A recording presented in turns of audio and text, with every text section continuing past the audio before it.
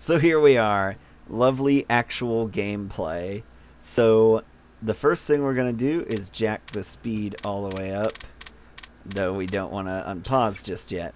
So, Soviet Union, international situation. As you can see here, everybody kind of shies away from us. We're the stinky kid in class. Except for Xinjiang, which Xinjiang is currently part of China and was invaded by the Soviet Union in the 20s, and a puppet government essentially was installed. Not really truly a puppet government, just one that liked the Soviets more. And they still like us even to this day, so they are really our only friends besides Mongolia and Tanatuva. Tanatuva also is not a country anymore. It joined the Soviet Union and is today, I think, part of Russia still, or Mongolia. I assume Russia. Not 100% on that. And Mongolia today is an independent nation, but it was allied with the Soviet Union during this time and had a communist government. And everybody else around us isn't really a big fan, so we can't do anything with this international situation really at all. And to avoid slowing this video down, I'm going to automate trade. Just because trading for each individual item that I want is pretty expensive, and the AI doesn't do a bad job of it.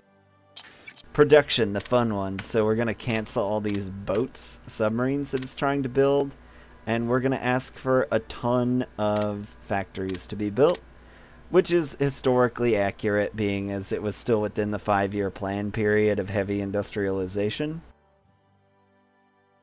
Although military production did ramp up starting at this time, especially towards, the later 30s. So consumer goods is set much higher than it needs to be. We'll set supplies at max to start, because I find that lets you turn supplies down later. We're not going to worry about reinforcements or upgrades for right now. The ways that what I do is sort of cheatery is a lot of those units I deleted were not upgraded or were very outdated, and so this saves me some IC in this way. But I have much fewer units, and that also lessens my consumer goods need, which makes sense within the context of the game itself. And then, especially given what I need to do in order to even have a prayer of winning it on medium difficulty. So we're going to set espionage here to maximum to get me the max spies possible. We're going to put all of them in our own country, make sure that they kill spies, support the ruling party, and raise national unity a little bit. I'm going to oust Maxim Litvinov right away for Molotov, and then leave everything else as is.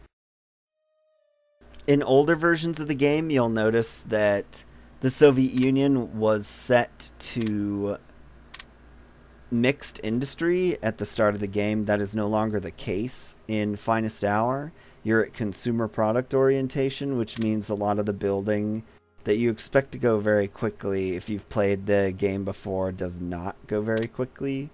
And we're going to play the first 2 days of the game so that we can get oodles of spies. And there we go. Active domestic spies 10. So we're done, and now we're going to get into tech. Not going to worry about officers, and we're just going to provide myself with 0.01 diplomatic points per day. For the Soviet Union, I like to focus on industrial techs first and foremost, really, in the pre-war period, because these give you the most sort of passive bonuses to your overall gameplay right at the start. You didn't used to have to do this in this game, particularly in Hearts of Iron 2, you didn't have to do this. But now you do, so I have to research these refining techs, or I'm going to run out of metal and rare materials. I may still run out of metal and rare materials anyways. Then in theory, all these techs are worthless, except for these three that give you various benefits and take a long time to research. We're also going to focus on tank techs, because if anything, the Soviet Union was known for its tanks. And we'll do some fighter techs also, because we're going to be building a fighter-heavy Air Force. And then one land doctrine from each school of a derivative tech. So you see the arrow. You need to have this at a certain level to get the grayed out one. So we're going to do those first. And try and get those so we can get the unlockable tech. Particularly superior firepower, because it lets you make bigger divisions, and I would much like bigger divisions.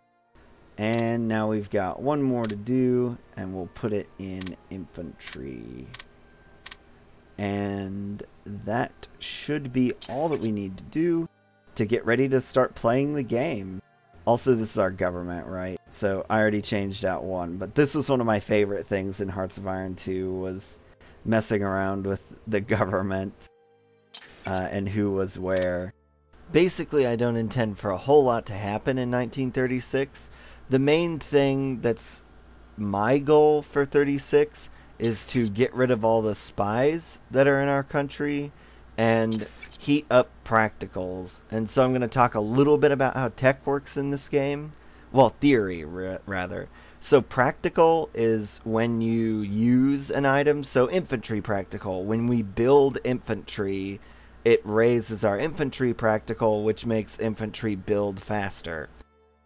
And also research faster, because you see it's a component of all the infantry research. And then infantry theory is how much research we've done in infantry techs, and that'll raise every time we do that. So the practicals that I'm raising in 1936 is only one, and it's our construction practical here, because we're only building factories. And it's already quite high. It'll be maxed out after our first production run. And then we're going to try to maximize automotive theory, infantry theory, artillery theory, and all of the land doctrine theories, of which we're the best at human wave, and we have a little bit in grand battle plan and like nothing in the two best techs, really, for us.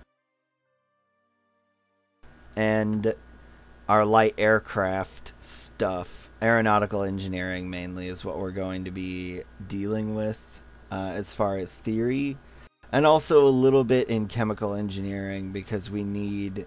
I'm going to have to put some techs into this steel and rare materials thing not to run out. So basically 1936 is going to go by pretty quick for us. And I'm really only going to show when events occur.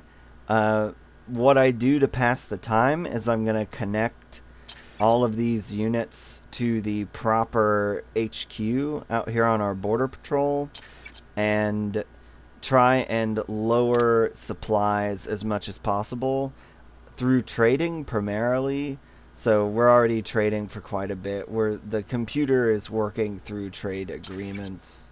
So we're just going to try and blow all those diplomacy points, hopefully get a lot of money, so we have a bit of a bank saved up for later when we're not going to be making a whole lot of money, and also get supplies low, very, very low. So we'll finagle it a little bit here, drop it down to 20 and see what happens. You can also see how supplies work in this game.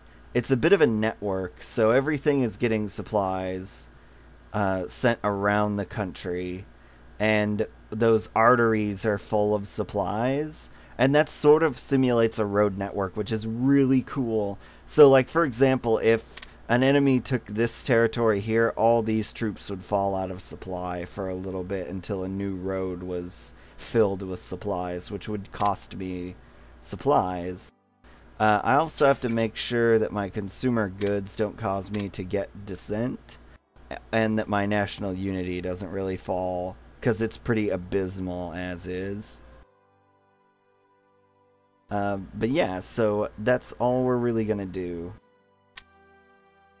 And we see that Italy has puppeted Ethiopia. In 1936, Italy invaded Ethiopia, which was one of only really two independent nations in Africa. In this game, they puppet them. In real life, they more or less just outright conquered Ethiopia. I believe if you look at Ethiopia in intelligence, it even keeps Haley, the leader of Ethiopia, in place as a puppet. But the Italian campaign there is a pretty interesting historical topic. I'm not really going to... because this isn't really a history lesson. But it did cause quite a bit of controversy, but ultimately the Western powers didn't really do anything about it. And some people volunteered to help out the Ethiopians, and really it was pretty embarrassing for the Italians because it was a lot harder than it ought to have been.